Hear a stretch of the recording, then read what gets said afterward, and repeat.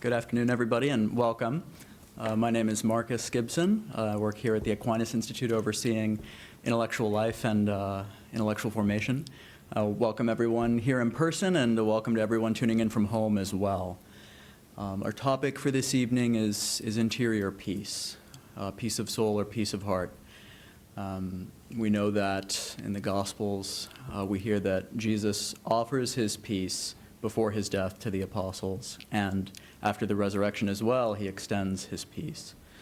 But we also know, looking around the world today and even looking at ourselves, that there's something particularly challenging about the days we're living in when it comes to maintaining peace and cultivating that peace. So fortunately, this evening we're joined by Professor Joshua Hochschild, who's going to be joining us today to speak to us on this theme of peace.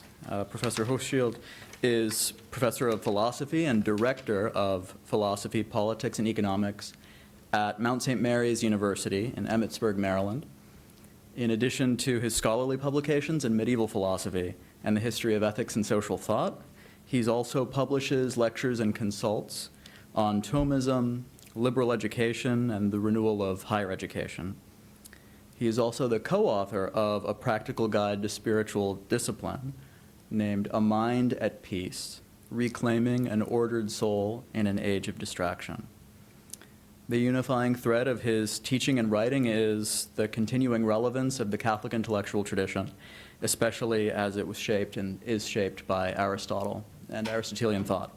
And he's going to be speaking to us this evening under the title, Remembering Our Souls Through the Age of Distraction, Interior Peace and Thomistic Thought. Please join me in giving him a warm welcome.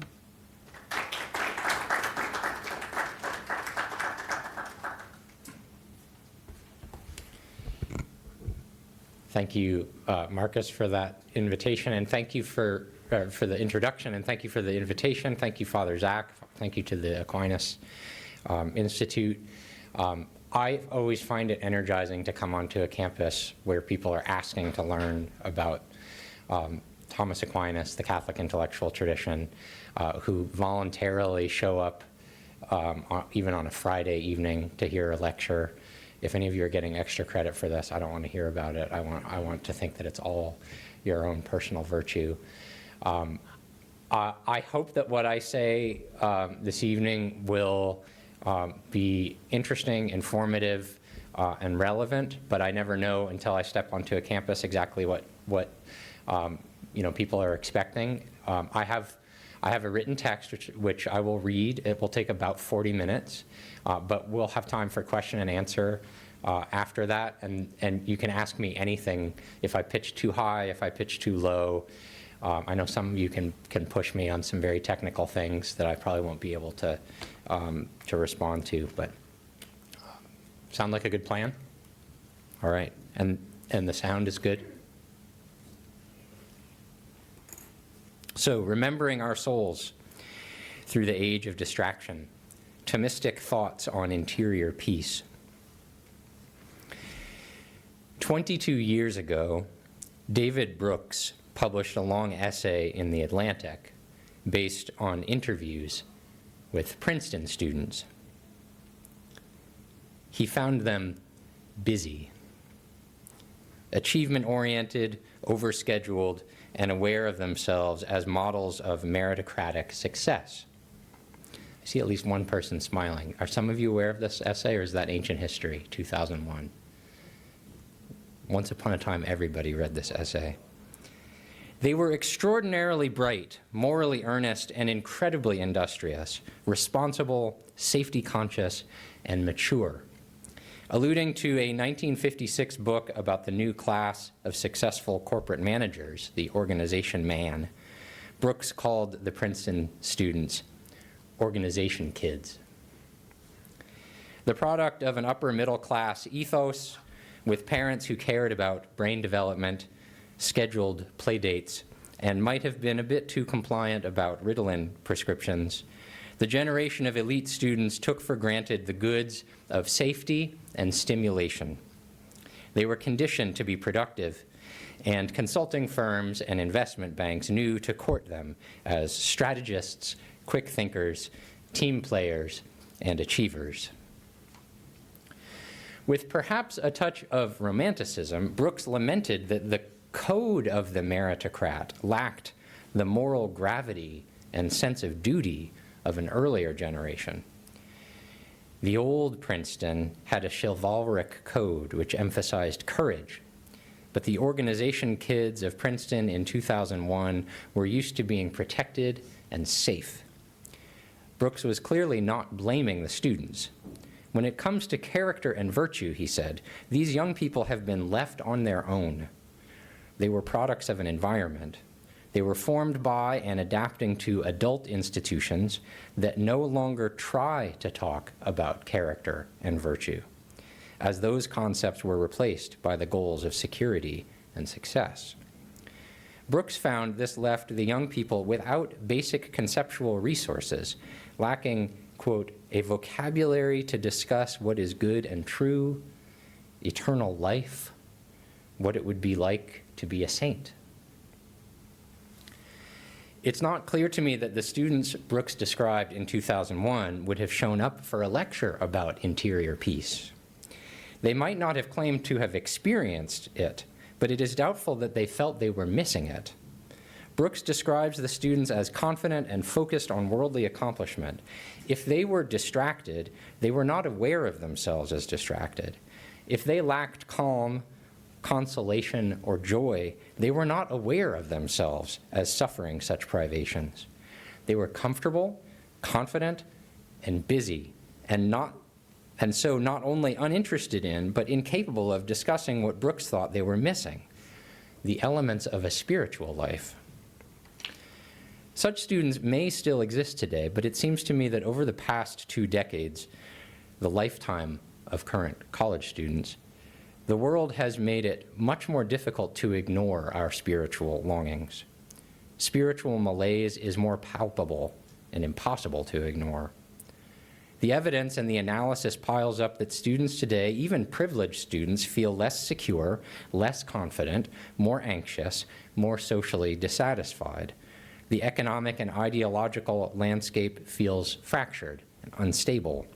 Anxiety, depression, and loneliness, which feature not at all in Brooks's observations, are common on college campuses today.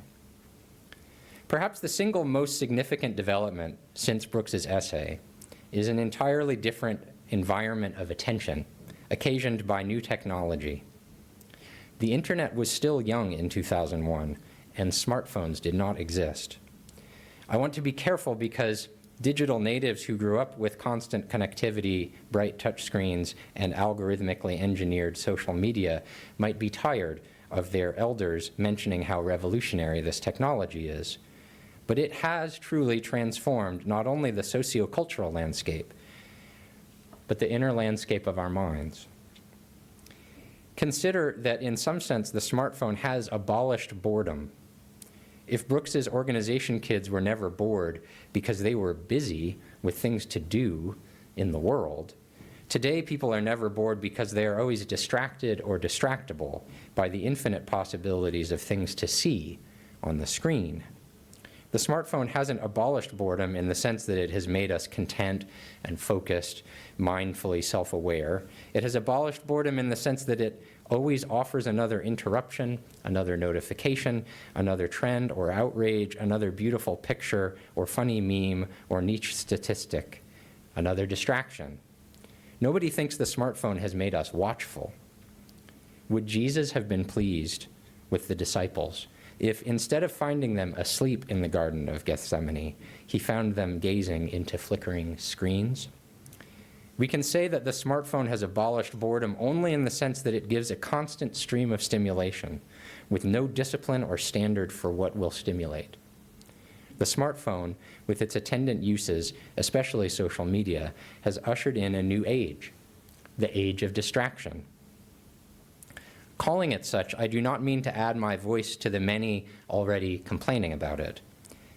I see the age of distraction as a remarkably promising opportunity, an awareness of a spiritual need that Brooks's organization kids 22 years ago might have had, but did not feel, and so they did not care to know. In the age of distraction, I see a chance for the enduring language of philosophy and theology, especially of Thomas Aquinas, to find new purchase. For while it seems that the busy soul can forget that it is a soul, the distracted soul, through the very unsettling experience of distraction, receives constant reminders that it is a soul and that it is unfulfilled. My plan then for the rest of this talk is to explain some of the resources that Aquinas offers for understanding and addressing our predicament.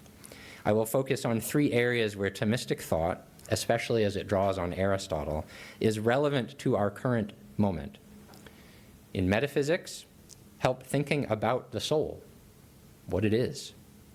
In philosophical psychology, offering an account of the powers of the soul, with special focus on the interior senses. And in ethics, a vocabulary for the virtues of the interior senses, and especially what I call an ethics of attention. Throughout, I hope to illustrate how for Aquinas, philosophy was a powerful spiritual resource. And so especially in the final part, which offers more concrete advice about implementing an ethics of attention through Christian spiritual practice. So what is a soul? Classical philosophy was the original psychotherapy. It took for granted that there was a soul, psyche, psyche in Greek, and that philosophy rightly conducted would tend to its health, answering the soul's need for care, therapy. Happy are those who know the causes of things. Philosophers aimed not simply at knowledge as the possession of a known object, but at wisdom as a virtue, an habituated quality of the mind. Philosophical wisdom thus depended on and fostered a kind of mental equilibrium, rooted also in the other cardinal virtues, especially courage, temperance, and justice. Stoic apatheia did not mean apathy, as we understand that in English. It meant a lack of disturbance, equanimity, a balance and focus of emotional energy, rather than its dissipation or elimination.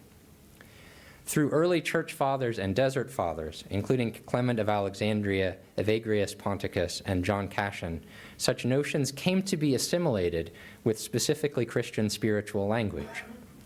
It is primarily from this tradition that Aquinas gets the notion of mental peace, tranquillitas mentis. Peace is tranquility of mind, he writes in the last lecture of his Galatians commentary, and repeats it again in the first lecture of his Ephesians commentary. I mention this because mental peace is not an obvious element in Aristotelian ethics. Asking what Aristotle thought of interior peace or mental peace is a bit like asking what he would think of a mindset or a vibe. You might translate the concepts into Aristotelian terms, but they are not native to his stock of concepts about the soul and its virtues. But Aquinas, discovering Aristotle's framework for talking about the soul and its virtues, used that framework to articulate the spiritual wisdom of Scripture and the Church Fathers. So what is the soul? The first thing to realize is that this was the main question asked about the soul in Greek philosophy. Not, is there such a thing as the soul? Soul, again in Greek, psyche, was not a spooky or religious word. It was an uncontroversial word, a term of common sense and elementary biology. The soul was the principle of life. Anything that is alive has, by definition, a soul. Philosophical disagreement only comes in when trying to account for what kind of thing the soul is. Is it a part of the body, a physical function of the body? Is it an organ, or a harmony, or something else? Can it exist without the body?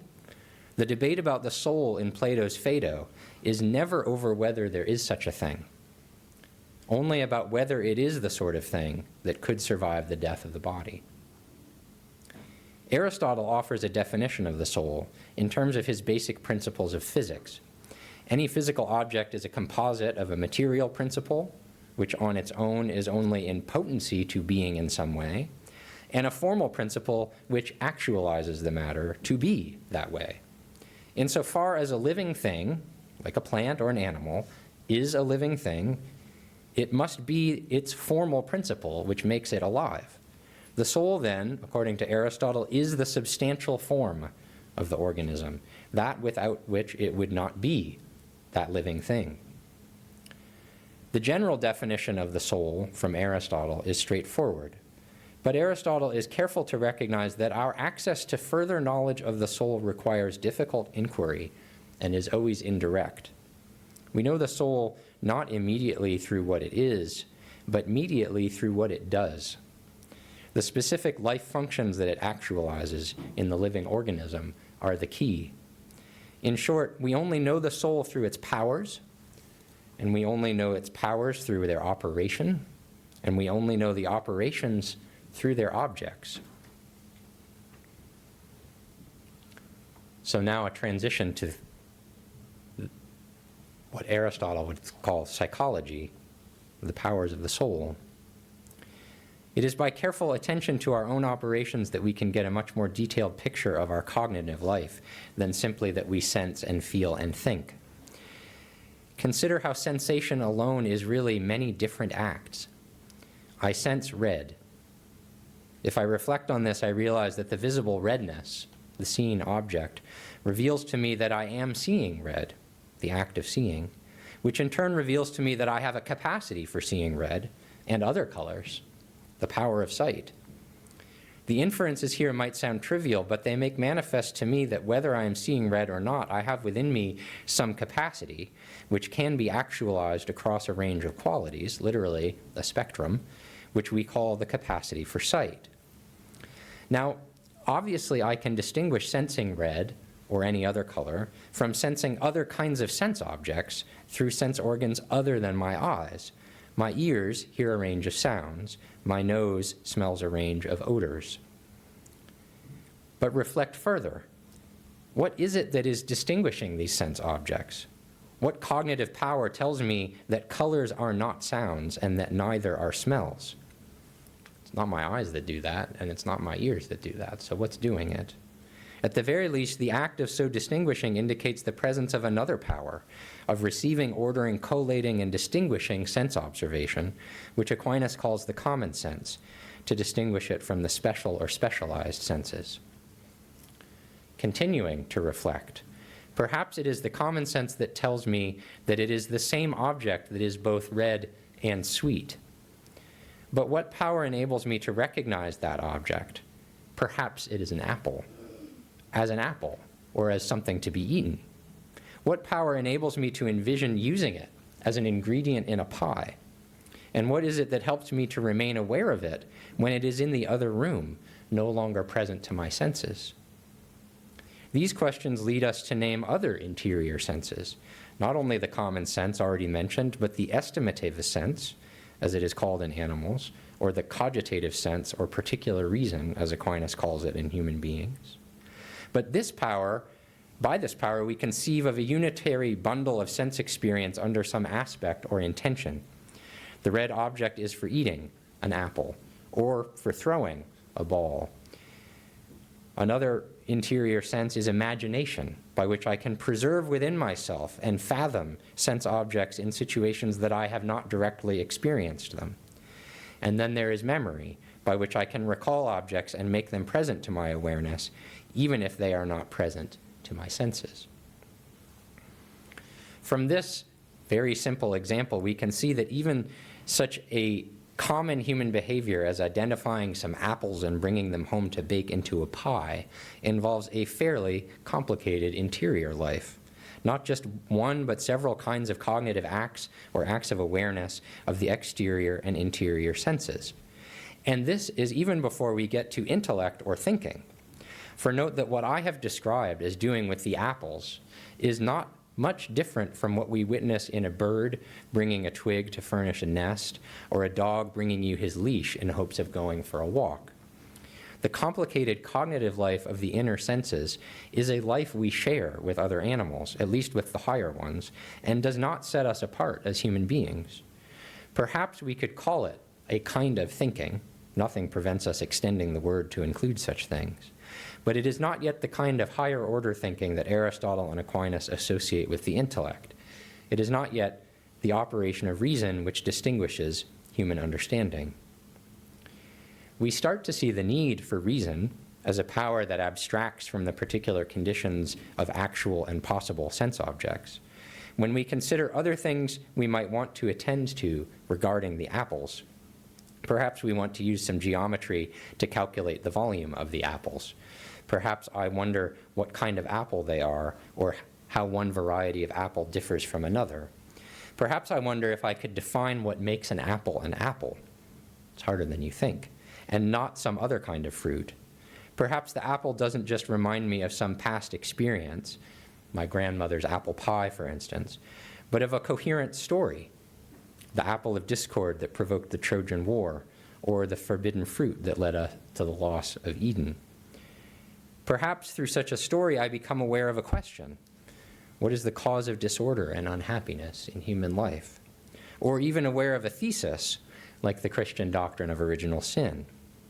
Perhaps I see the apple as a useful symbol to employ in my own creative act, a detail to add to a wood carving, or an element to add to a poem or a story or a lecture, in hopes that others will not only notice the presence of an apple, but discern and appreciate its significance in connection to other stories and other systems of ideas. There is no doubt that in such activity I am drawing on memory, imagination, and other interior senses that I share with animals, but the activity itself seems to go beyond such things. In formulating mathematical equations or scientific questions or theological theses, I am describing things that birds and dogs and other animals do not do, wondering, apprehending conceptual connections, contemplating abstract truths. These, and not tool-using or problem-solving or even uttering articulate sounds, are the things that are traditionally associated with intelligence, with logos, conceptual thought, rationality, the distinctive activities of human beings, the rational animal. At this level of awareness, we are no longer really talking about particular sense objects, particular physical sense objects at all. The apples I'm bringing home to bake into a pie, not those, but about other kinds of objects, geometric shapes, mathematical formulae, natural kinds or essences, universal concepts, and theological claims, things which can be absolutely present to me intellectually, only insofar as they are abstracted from and transcend any particular sense conditions. By ascending in this way, from the exterior senses through the interior senses to intellectual powers, we can easily see why traditionally, from Plato and Aristotle, and even through Descartes and Hume, the objects of reason were thought to be universal, stable, and certain, somehow independent of or transcending particular physical experience, very different from the concrete objects observable by the senses as particular, contingent, and susceptible to change, because rooted in matter. Again, the term thinking can be extended to include the activities of the inner senses which we share with animals. But if we restrict that term to properly intellectual activity, in which non-human animals do not share, then thinking involves the grasp of these objects of reason, intelligible forms abstracted from any individuating material conditions. The picture that emerges is that in and through their intellectual power, human beings can somehow transcend or reach beyond the limitations of the physical world. That the power to grasp the truth of things is in a way evidence that human beings are in, but not totally of, the physical world. The non-physicality of the objects of reason is a fundamental element in classical arguments for the non-physicality of the acts of reason. This paves the way for Aquinas to argue, on the basis of premises he affirmed from Aristotle, that in principle the human soul, as rational, can survive apart from the body insofar as it has a power whose activity could continue without the soul informing any bodily organ. But even if some purely intellectual activity can in principle continue apart from the body, in fact, in human beings it is always accompanied by and depends on physical activity, especially the physical activity of the interior senses. Human beings are embodied creatures, and even to achieve higher intellectual perfection requires the ordering of the whole soul, including its embodied functions. We contemplate God, but in doing so we use embodied powers, speech and symbols, imagination and memory, posture and attention.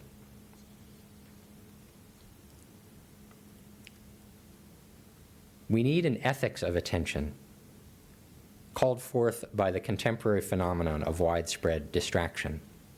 It will help to note that this phenomenon, widespread distraction, is not accidental.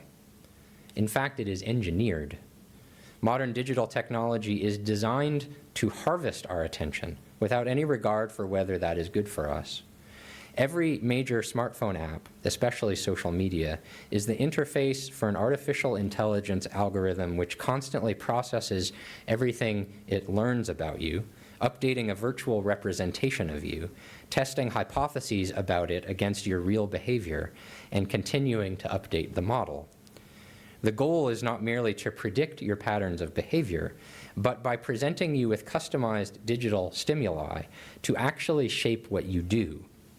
In the words of Jaron Lanier, who helped design the technology but now warns of its dangers, the goal is changing what you do, what you think, and who you are. It is thus not merely your data that these companies try to harvest, but your mind and your will.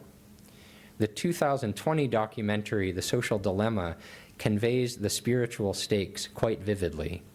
A clever artistic choice personifies the algorithm, depicting it as three figures scheming and conspiring to attract, hold, and deploy the user's attention. They are cold and manipulative, but they are not thoughtless or mechanistic. The filmmaker's dramatic sensibility makes plain the threat is personal and spiritual. The algorithm wants to steal your soul. It is functionally demonic. What it achieves through digital processing is exactly what C.S. Lewis depicts the fallen angels doing in his famous portrayal of temptation, the Screwtape Letters. They analyze your psyche in order to manipulate it. Lewis's book consists of fictional letters from master tempter Screwtape, advising his nephew and apprentice Wormwood. Screwtape explains the function of demons in language that could describe the efforts of the artificial intelligence algorithms. Your business is to fix his attention on the stream of immediate sense experience, he says. To us, a human is primarily food. Our aim is the absorption of its will into ours, the increase of our own area of selfhood at its expense. Most of Screwtape's lessons in temptation are about particular modes, which work by corrupting common and natural desires, say for food and friendship, sex and marriage, status and security, knowledge and political engagement. But up front, Screwtape describes to Wormwood and to us the basic how and what of leading humans to sin. It is not by proposing devil worship. It is not even by directly planting thoughts and intentions. Demons don't teach. They mislead and confuse. They color our perceptions. They lead our attention astray. Their dominant work is distraction.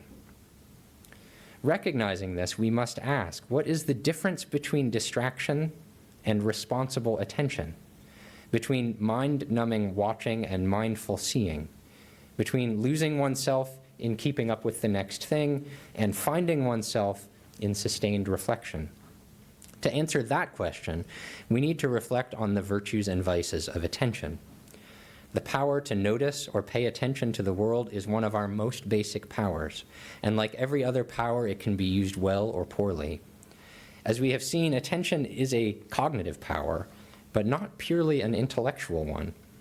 It is first located in the brain with the power Aristotle called the common sense. It is involved not only in theoretical reflection, but in all realms of human activity, including everyday mundane tasks. Our attention is aroused by and oriented toward things, and it moves us to be disposed towards things positively or negatively. Human attention is as closely connected to our own subjective desiring or being averse to objects as it is to apprehending the content of those objects themselves. That is why we need an ethics of attention, which is to say an account of the virtues or perfecting habits of attention. So, an ethics of attention. We take attention so much for granted that very little is said or thought about it. We use our attention all the time, attending to many things, but rarely do we stop to think about the power of attention itself. And once we take notice of it, we can see how crucial it is to a healthy interior life, and how dangerous it is for us to allow our habits of attention to become misdirected. Attention requires that our senses be focused and tuned, that our interior sense powers effectively filter out some sense objects in order to give precedence to others. Yet true attention also sees beyond the surface, that is, beyond what the exterior senses provide, by making connections and noticing what is not present as much as what is. Really, to notice the features of something involves a sustained effort. It is, if not properly contemplative, at least ruminative, and it gathers up several levels of cognitive function. To give or pay attention to a work of art, say, involves not only our eyes, memory, and intellect, but also our will. When we attend to something, we draw upon our powers of understanding, analysis, comparison, evaluation, and even affection. For this reason, the common English phrase paying attention is misleading. We do not trade or exchange our attention. We give it. As with most gifts, this means we give something of ourselves in the attention, and find that what we give attention to gives something of itself back. It is also not merely an investment of our thoughts, but also of our emotions, and most especially of our will. Attention is accordingly an investment of our very self, and implies an investment of heart as well as mind. We are not giving our full attention to a well-crafted story, for instance, if we are not moved by the sorrow of a tragic failure or the joy of a heroic victory. Nor are we giving full attention to a person unless our empathy, respect, and charity are engaged. Our attention is, for all practical purposes, our identity, our psychic energy determined and directed, projected and shared. Purposeful attention is a fundamental virtue by which our interior senses and intellect are directed by our will, by our ability to choose. The most common words we use to describe the power of noticing or awareness of a person who has developed a habit of attending well are metaphors of extension and texture. Our attention, or the insight gained from it, is said to be deep or broad, penetrating or subtle, acute or profound. We may sometimes speak of attention as a kind of focus, as though it were merely a matter of making sure the lenses of our exterior senses are in the proper order. Yet we know that attention is, in fact, more deeply personal than that. Attention involves an extension of the self into the world, so that the world is more powerfully received into the self. It is the essential and necessary means of our growth in knowledge and of any progress that we make on the path towards wisdom. Attention shapes what we know and value, and therefore determines who we are and who we can become. For this reason, the Christian tradition, at least since St. Augustine, has spoken of a virtuous attention under the name of studiositas. To our ears, studiousness may seem to name a merely academic diligence. To St. Thomas, however, it implied any keen application of the mind whatsoever, and as a virtue, studiousness was the right ordering of our desire to know. Where a properly intellectual virtue like prudence is a matter of right estimation and sound deliberation, studiousness, or the virtue of attention, is a habit of inclining our awareness in the right way and to the right things. To have this virtue means that our interest in things, our desire for knowledge, is rightly ordered and deployed. It has the appropriate intensity, being neither too strong nor too weak. It seems to involve a kind of steadfastness or courage capable of overcoming obstacles, such as bodily weariness, that frustrate it. Most essentially, however, it is restrained or regulated or moderated so that it seeks appropriate awareness or knowledge in appropriate ways. The virtue of studiousness is temperance extended to cognitive desire. We can appreciate the work of this virtue by considering what happens when we lack it. Aquinas addressed poorly ordered cognitive desire, or intemperate attention, calling it curiositas. We might translate that as curiosity, except that has a benign or even positive connotation in English. Curiositas is a vice. Consider how knowledge, especially knowledge gained by the sense of sight, can fail to be directed at what is beneficial through laziness or lack of discipline. Consider how our attention can be directed at what is trivial or meaningless, or even worse, at what is harmful, as prurient interest that leads to lust, or as vain inquiry that leads to gossip. Consider how our attention can seek inordinate pleasure, or even seek a kind of pain by indulging in the thrill of shock or horror or ugliness. The curious mind wanders. Wandering can seem harmless to us, or even a form of enriching leisure, as when you browse the shelves of a well-stocked bookstore. Yet when it involves straying from one's duties or from the true path, wandering leads us into trouble. That is why Dante condemned Odysseus, the wanderer, to hell in the Inferno. Experience proves that a wandering attention is not harmless. Consider how instead of attending to other people's actions for their good or for our own good, to seek personal encouragement or to offer friendly counsel, we can seek knowledge of others out of vanity, envy, spitefulness, or pride. The identification of curiositas as a vice goes back far in the spiritual tradition. St. Augustine accused himself of curiositas in Book 10 of the Confessions. St. Bernard of Clairvaux called it the first of 12 steps up the mountain of pride. Evagrius did not use the term, but he was deeply concerned about the problem of distraction or restlessness. For monks, the temptations for distraction were bitter, but we may wish to have had his problems. Evagrius was troubled by how the mind, which should be meditating on one scripture verse, might wander to another verse. Or, what he thought was worse, the monk who should be concentrating on prayer might feel restless and procrastinate by visiting a neighbor to perform a corporal work of mercy. If only those were our spiritual struggles. Our challenges in the world are much different from those of a monk, and our opportunities for distraction in the modern world are practically limitless, leading us much farther astray from the duties of Christian life. There is much at stake here. Purposefulness in our attention is intimately linked to a sense of purposefulness in our lives. Evagrius rooted the sin of distraction in a capital vice, acedia, a fundamental failure of agency, a loss of love for the good. Acedia is usually translated as sloth, which only implies laziness or sluggishness, but the spiritual vice is much more than that. The primary emphasis of acedia is on a sadness that borders on despair. Aquinas, following St. John Damascene, called it an oppressive sorrow that weighs on the mind and removes the desire to act.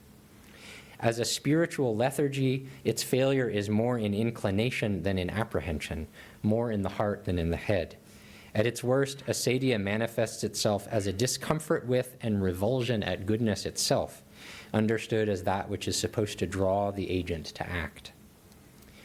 The opposite of acedia is not activity for its own sake, but purposeful activity. Mere busyness will not suffice. Indeed, it is merely another form of acedia. Aquinas says that the failure to rest on the Sabbath is an example of acedia. Restlessness, wandering or distraction, ongoing or compulsive activity without ultimate purpose, these are all manifestations of acedia. Whether you procrastinate by lying on the couch doing nothing, or by impatiently seeking other projects to occupy you, you are suffering from acedia.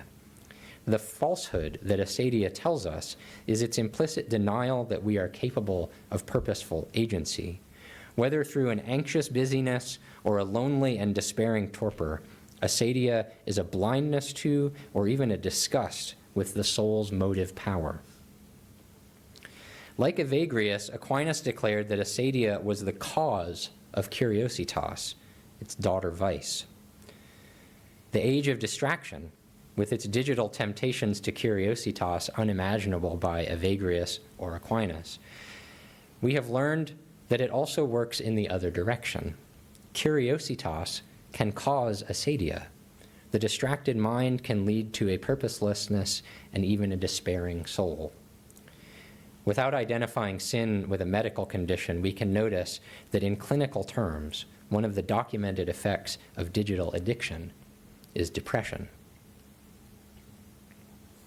So, a final section on spiritual armor and weapons. I earlier compared social media's psychic insinuation to demonic manipulation. The comparison did not imply a devious intention on the part of tech engineers. It was meant as a realistic assessment of our predicament, which could point us towards help. C.S. Lewis was drawing on a very old confidence in the spiritual resources by which human beings can resist the pervasive temptations now mechanized and monetized by digital technology. In creating his demonic characters, Lewis seems to have drawn on St. Thomas Aquinas' analysis of angelic powers in the Summa Theologiae. Aquinas takes up the puzzle of how purely spiritual beings could interact with, much less influence, the embodied rational animal. And he draws on Aristotle's distinctions of our cognitive functions and how and whether they are related to bodily activity. Strictly speaking, our will and intellect transcend the body. They are immaterial powers that can only be known directly by God. But even observant human beings can sometimes discern your secret thoughts and intentions through their effects. Subtle muscle movements, the direction of a glance, the quickening pulse, the drain of blood from your face. Angels, fallen and otherwise, can do this even better than any human being or analytic tool. And while they can thus guess at our thoughts and intentions, which remain subject to our will, they have more immediate access to our imaginations and desires, as embedded in our bodily nature. So they can't control our will and intellect, but they can tempt us through our feelings and perceptions. Now, temptation is not puppetry. Spiritual creatures can't directly move our wills, but they can sway us in the manner of an orator, anticipating our preconceptions or provoking our passions. Temptation doesn't control choice, but it modifies what we perceive as choice-worthy. Arousing passions of anger and craving, tempting spirits can make it easier for us to consent to what we otherwise would not. So demons stimulate our behavior through a craft akin to rhetoric.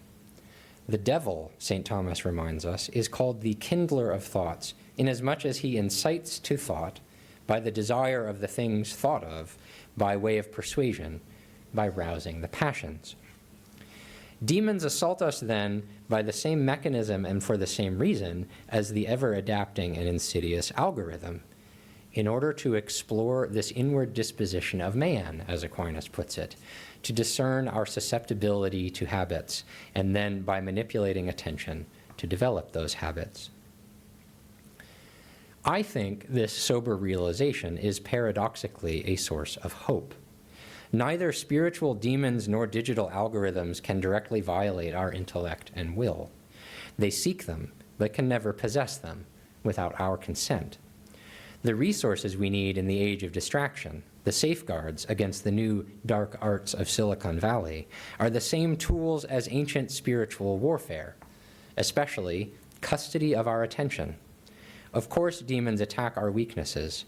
That is why virtues have been called spiritual armor, protecting us from assault.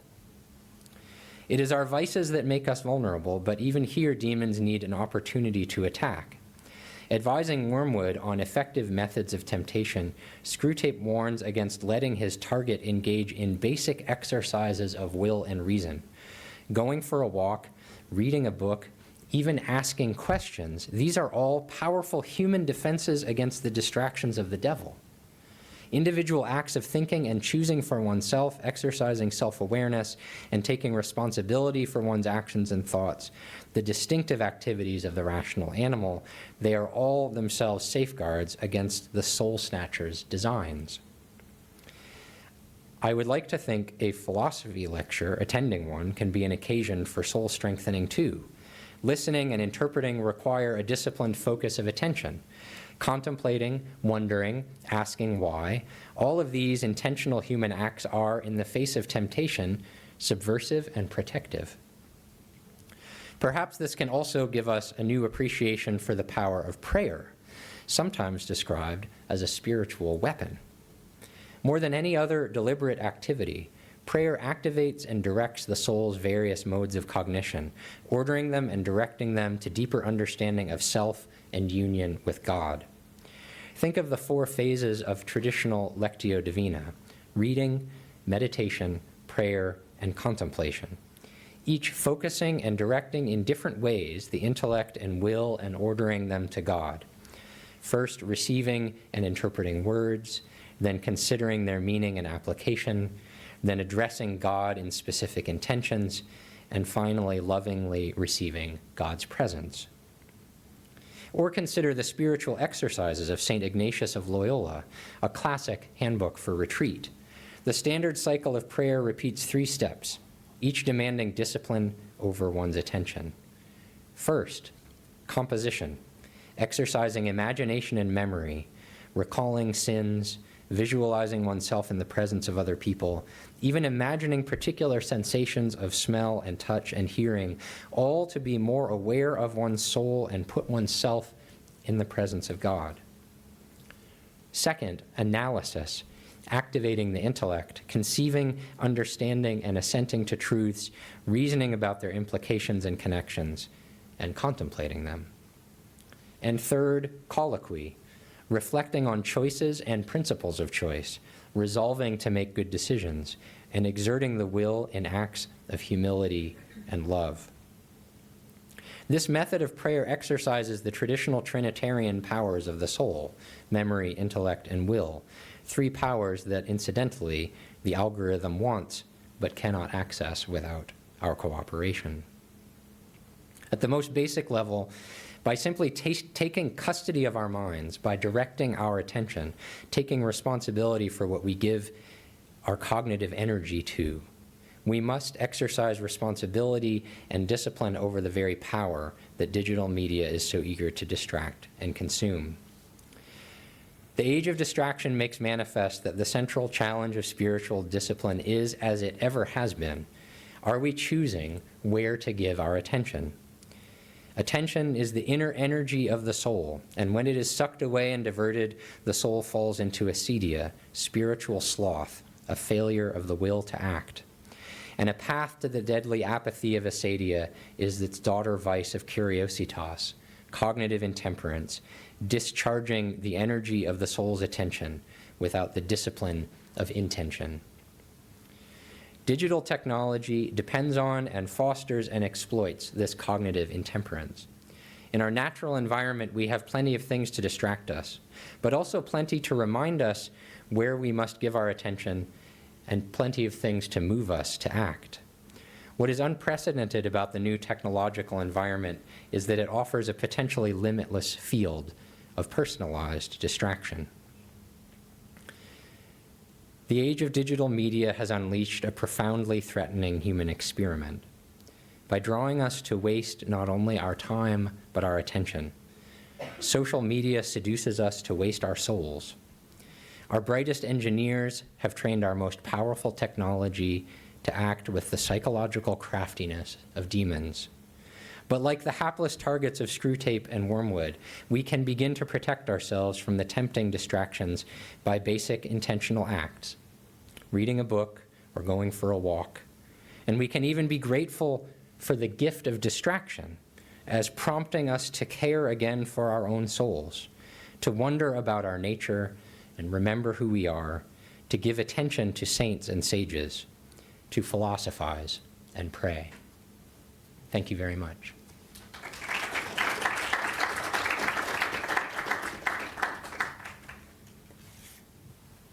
Thank you very much, Professor Hochschild. We have time now for questions, both in person and from our guests tuning in via Zoom. So please, as usual, put up your hand or digitally put up your hand, I guess, and I'll bring the mic over to you. Amy, is that a question? Yeah, okay.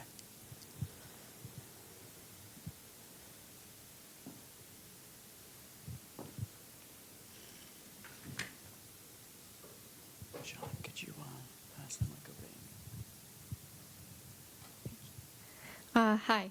Thank you for your talk. Something I found interesting is, so Princeton has something called a pre-read. So before your freshman year, they'll send all the freshmen a book to read. And for my year, we had to read a book called The Attention Economy, which is just, your talk reminded me a lot about that book, sort of arguing, I guess, from a more secular perspective about how technology is geared to, like, steal our attention, basically. So yeah, I just wanted to say I appreciated, like, hearing more about that in sort of a more spiritual dimension. I guess I'm wondering, do you think that, like,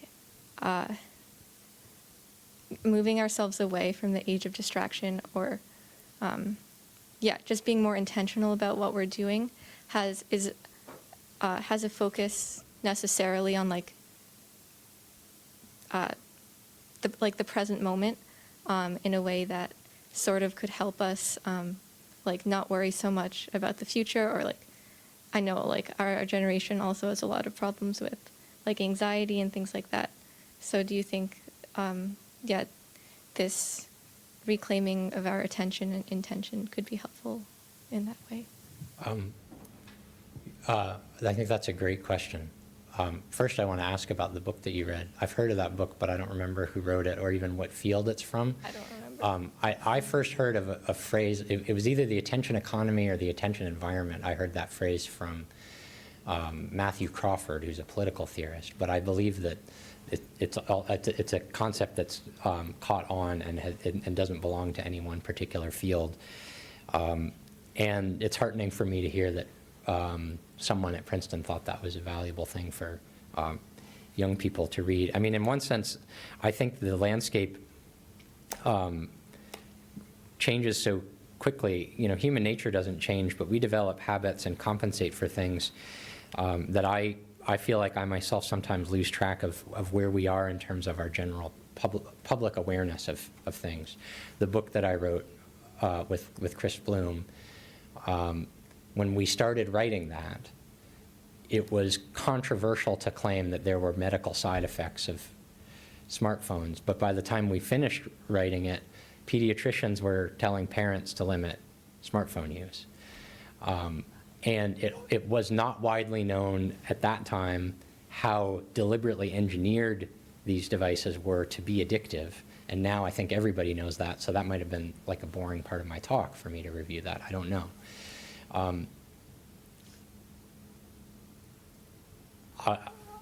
I'll rephrase your question. You can tell me if I've got it right. Is the solution to distraction to be more present, to be more in the moment? I would say yes and no. And I'll go back to those ancient history Princeton students from 2001 that are so different from Princeton students today. Probably they were kind of in the moment, right? They were busy. They always had, looking at their schedule, what's the next thing to do, right? They were in the moment, but they were in the moment anticipating how the current moment could lead them to some other stage of success, right? Getting the grade, getting the degree, getting the job, getting the, right? But I think what Brooks wanted to say is that that all of their goals were always intermediate, and they never stopped to reflect about what's it all for. And I would say that is ultimately the kind of attention that we need to give, right? You have to pay attention to the present moment, but you have to be able to relate the present moment to something more than just an intermediate goal. You have to relate the present moment to what's it all about. You have to relate the present moment to God and your relationship with God. And, you know, on one level, simply trying to do that is half the battle, right? Simply trying to ask yourself, what does God want me to do here and now? Or how is what I'm doing really not just helping me get a higher paying salary, but how is it strengthening my soul, right? Simply by being aware of that, I think you're halfway towards, you know, what you need to do. You still have to work on answering the question, but that's why in the talk I described distraction as a gift compared to the busyness of the prior generation, because the busy generation never stopped to ask, and they found it kind of annoying to have to ask. They were uncomfortable. They wanted to end the interview with Brooks and go to whatever their next interview was, right? But the distracted person at least recognizes, yeah, this is kind of unset. I don't know, maybe it's just me, but there's a kind of guilt that accompanies distraction that doesn't accompany busyness. And so I think that the fact that we realize that it is hard to manage our attention is a powerful reminder that we need to manage our attention. And maybe that's a providential part of the new attentional landscape that we've entered into.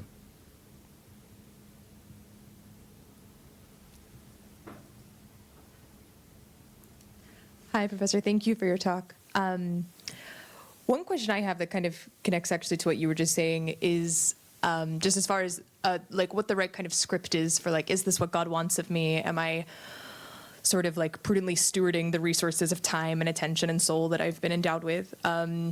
Is how to know whether one's kind of social media usage or usage of any kind of media that we would file in this sort of like algorithmic distraction bucket is virtuous or not. This is something I've struggled with personally because really wonderful things have come out of my presence on social media. Many of you know that's where I met my husband, on Twitter, of all places, probably while I should have been doing something else.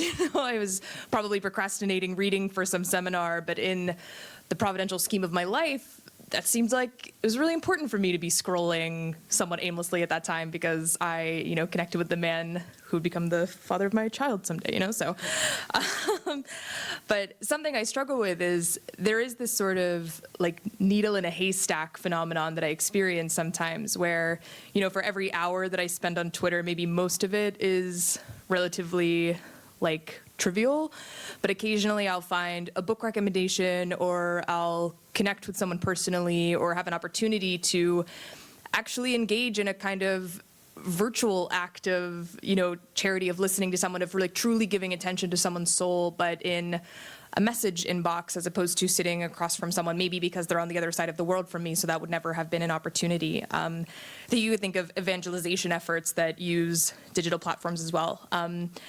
So I'm wondering, but throughout that entire process, you have the sense that the algorithm is there and it's watching you and it's not willing your good. It's like actually actively hoping that you'll stray from this. So, is your thought like best just to kind of consign all of this to, we should just like delete the apps entirely, or is there some kind of virtuous account of like walking a tightrope of like using these things that are not good for us, but actually offer, strangely, the potential for really wonderful things? And a kind of related sub-question is how to distinguish the difference between like leisure, like just, spending an hour like of just like restful enjoyment doing something versus wastefulness of time and soul and attention. And how to know whether you are being wasteful or whether you are like truly resting. It's a great question. If I thought that you had to quit Twitter, I guess I'd be a hypocrite because I'm on Twitter. I follow you on Twitter. Yeah. You all follow me on Twitter. Follow me. Should I write it on the board? No, but I struggle with the same things you do. I mean, I've been blessed by opportunities from Twitter. I've made friends through Twitter. I've had invitations to speak and publish from Twitter. I think I've helped people through Twitter. I think I've accomplished social and political goods through Twitter. I mean, philosophy Twitter is weird anyway. I try to philosophize on Twitter, and it kind of lets you do that. It just sort of depends on who else is joining you, right? But I've also seen people that I admire who seem to have maybe lost a little bit of their sense of perspective on Twitter. And so I asked myself, could that happen to me? What steps should I take?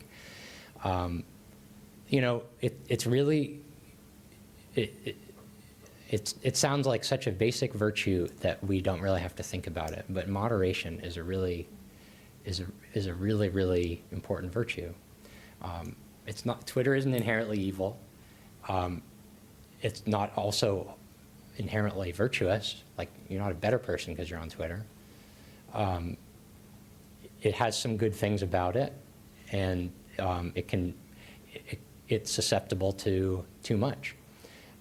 So, one thing you can do is you can make sure you keep asking those questions, right? Don't just assume, oh, I'm immune from the dangers, right? If you're aware that there's risk, then you will at least be, every day that you're using it, you're asking yourself, is this the best use of it? If you have other people that you trust who can give you counsel, hey, do you think this makes sense? Or do you think I've changed? I have a friend that I've had a couple conversations with, about whether or in what sense I have or haven't changed since I've been on Twitter, right? Because this person has known me for a long time. And those were helpful conversations for me.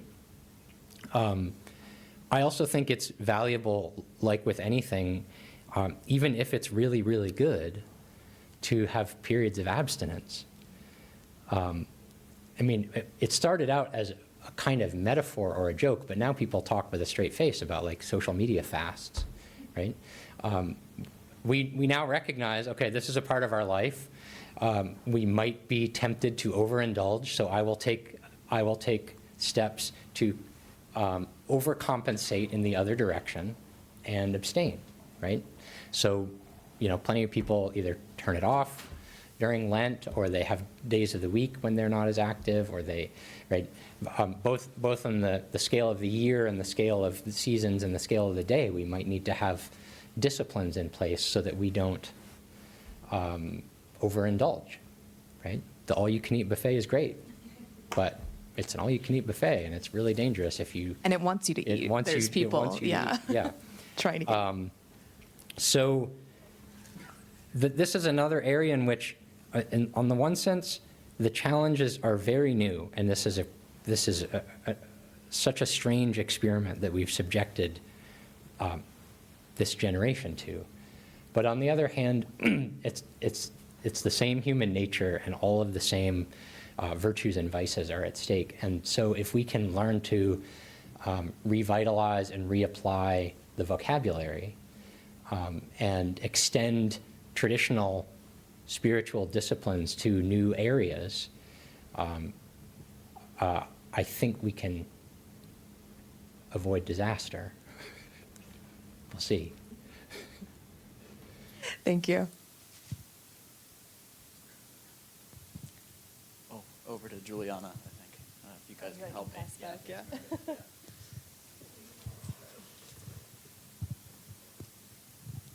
Hi, thank you so much for your talk. Yeah, I guess my question is, are there any other factors besides technology that you see in the modern world that kind of like causes this like lack of interior peace?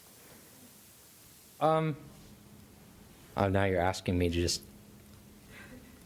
be a cultural commentator altogether, right? Yeah, of course there are. I think the other factors that I might name are exacerbated by the fact that we're undergoing a technological change. But I think that there are, and I also think that there's a kind of feedback loop, so that sometimes the technological change accelerates. But I think politically, students today look at their sense of citizenship and opportunities for justice, and they look at that differently than David Brooks's interviewees did 20 years ago. I think pharmacologically, there's a lot more stuff in people's systems that change the way they think than there was 20 years ago.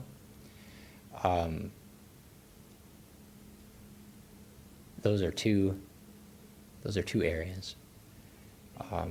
But yeah, I mean, history is interesting, and the world changes, and we try to take stock of these things, and that's why it's interesting to go back. And to take an example, when I went back and looked at David Brooks's essay, I did not expect to find his description feel so dated. I remember reading it when it came out, and I even remember assigning it to students a few years later. I figured he probably had captured an ethos that was still there. And in a sense, it is. But I don't think he would write that essay the same way today, and I think he would find many other things to say if he interviewed elite students on an Ivy League campus today that he didn't say 20 years ago. And I think that the smartphone is why. And the smartphone is portable. The smartphone is, that includes the internet, but it includes the internet always on, and it includes the internet packaged in a way that is meant to delight the senses. And there's a reason why we do speak, not ironically, not as a joke or a metaphor, of addiction to these things. It is addictive. It's a new addiction, and you all know people who are addicted to it, and maybe you are addicted to it. But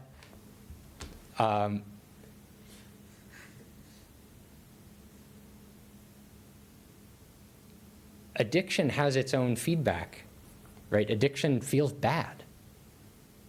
It's miserable to be addicted. And the addict wants to do something, and maybe part of what's miserable about addiction is the addict wants to do something, can't do something on his own. So the addict needs help. The addict needs a social environment that will support for accountability and an intervention to change, right? So if we are living in an environment where we're more likely to be susceptible to addiction, that also means we're more likely to be aware that something's wrong. What was so scary about David Brooks's essay is that the people he talked to had no idea what they were missing. They weren't getting any. Now, maybe if he dug deeper, maybe they would have opened up to him and said, "Yeah, it turns out I'm really depressed. I don't have any purpose in life." But they didn't talk that way to him. They had it all figured out. They knew what life was about. And if you raised further questions about the purpose of life, they sort of acted like you were an alien. That seems to me worse. Like I would hate to find out that I was part of that generation. We got another question. So you mentioned that we have different temptations than Evagrius would, but the other thing is we're also I also have a much worse attention span than Evagrius would. Like yes. Even 20 years ago, like I mean our attention spans are something like 40 something seconds. Like 20 years ago, they were like well over double that, and so I guess my question is, like, I have an equal capacity to be virtuous as someone 20 years ago, but like I have a much worse attention span, and so like how do we make up for the fact that our attention spans are just worse? Yeah. Do I have to be like even more virtuous than they would be, or yeah? There are more demands on you in a way. It's a great question.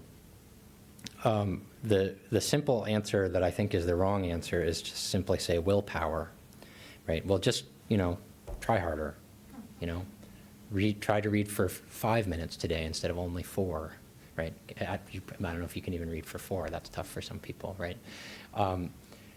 But I don't think that's the right answer. I don't think willpower is the answer. I think communities that are trying to practice habits of attention together are the answer. I think we need to support each other. I mean, you might have a hard time sitting alone without your phone, without checking it, except maybe when you're in Mass, because you're all in it together, and there might be a little bit of a shame culture that you know not to take it out. Father's gonna, right? I'll tell 2 stories. Right? Because teachers know that students struggle with attention. So I have a friend who assigned his students to go every week, once a week, they had to do this assignment. At the beginning of the semester, they had to pick a tree on campus. And every week, they had to spend an hour looking at the tree. And at the end of the hour, they had to write something about what they experienced and what they saw in the tree.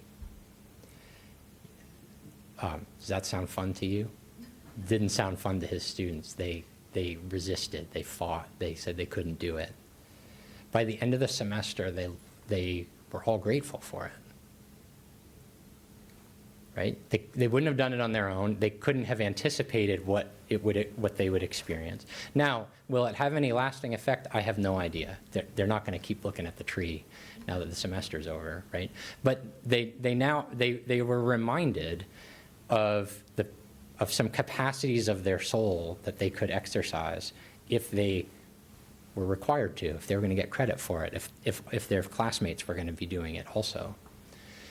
And I think that the context of a classroom was essential to their experiencing that as a satisfying activity that they actually learned from. The other story is about something that I did with my class last semester. I've long been frustrated with the temptations to plagiarize in general, and then with the chatbots getting more popular. In one of my classes, all writing assignments were done in class. Just eliminated the temptation. So instead of having a regular class period, several times during the semester, students would come in and I would say, well, I've got an assignment for you for the next hour. I want you to write an essay on this.